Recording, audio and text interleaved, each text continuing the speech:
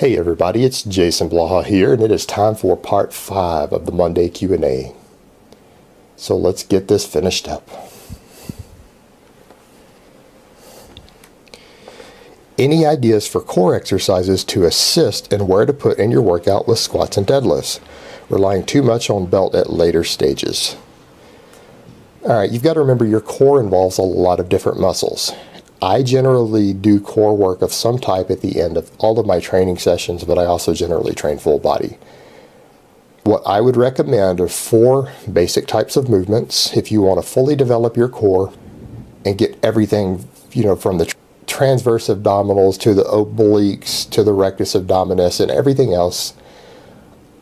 Again, 4 basic things. I'm going to recommend some type of crunch. I don't care whether it's kneeling crunches with a band, standing crunches with a band or cables, crunches laying down with a plate, whatever. Some sort of basic crunch. I'm going to recommend that you do some sort of basic stomach vacuum, a front plank, weighted if possible, and side planks. Those 4 things, and you don't necessarily have to do all of them every time you train. Just make sure you do each one of those at least once throughout the week and do a lot of heavy crunches.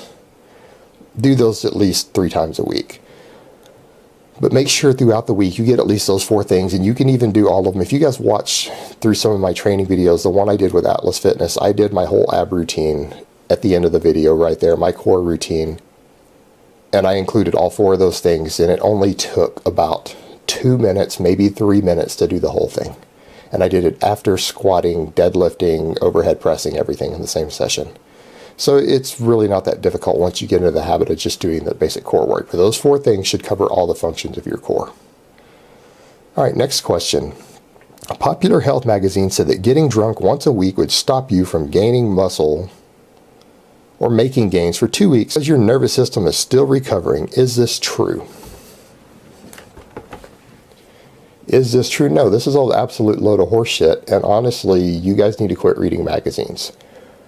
The training and nutrition advice you usually see in these fitness and training magazines is so fucking horrific that anybody who really knows anything about exercise science or nutritional science just literally cringes and almost wants to scream when they read this shit.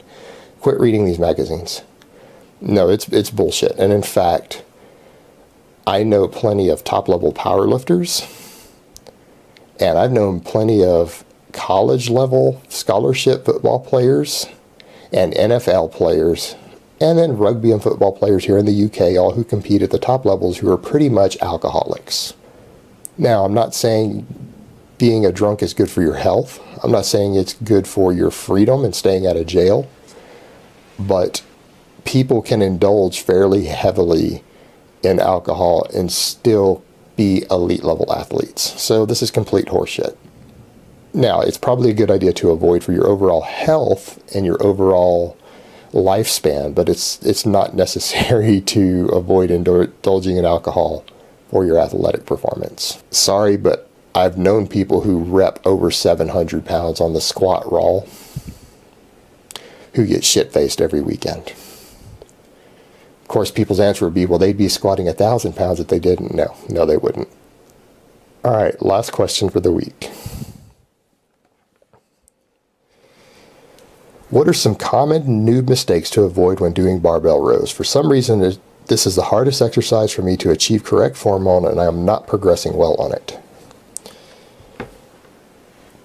Biggest mistake I see is the same problem that people have on squats. They don't set up tight enough. When you're doing a barbell row, too many people do not clench their butt cheeks together tight enough to crack a walnut, which it should be. You should be clenched up tight from the moment you start the set to you end it. It's never relax. They don't get their lower back arched correctly and tight enough. You need to be ratcheted up super tight when you do barbell rows through the entire posterior chain. The number 2 mistake I see guys doing is that they don't go all the way down. They do a partial rep at the top because they're not strong enough to use the weight that they want to use instead of just doing the full range of motion. They skip the bottom and they end up with underdeveloped lats as a result of it, in my experience at least. So those are the 2 biggest mistakes: being too loose and floppy and skipping the bottom of the movement. Alright guys, that's really all I have to say on that today. I hope it has been informative, and I will talk to you guys next time. But let me give you guys a bicep shot before I go.